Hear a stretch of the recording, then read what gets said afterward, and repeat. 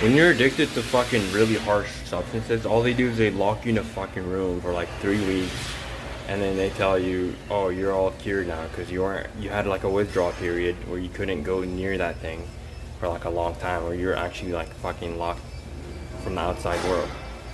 Okay, so if that's what it takes for some people to quit addictions, are you telling me your mind is that fucking weak? You can't just separate yourself from that thing?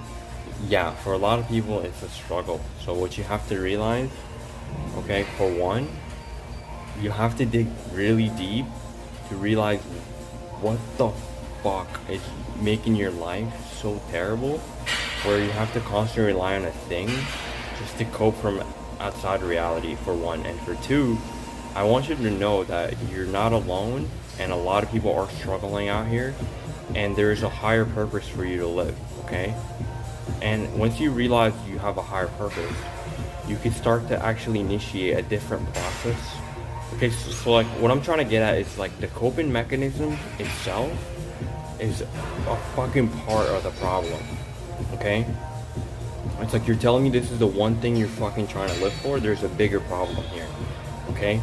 And that's like you not having a higher purpose, aiming for a big fucking direction in your life. Okay? And actually just living on your own terms, or like creating the life that you want to live, creating the habits that you want to live, creating the freedom that you want to live, whatever the fuck that looks like for you, okay? But a lot of you guys probably realize that addiction is not it, bro. Like, you're fucking ding ding ding ding, you're hammering your brain, you're hitting lower lows, and there's something wrong with you. Now you can't quit, okay? You can't come back to basic normality.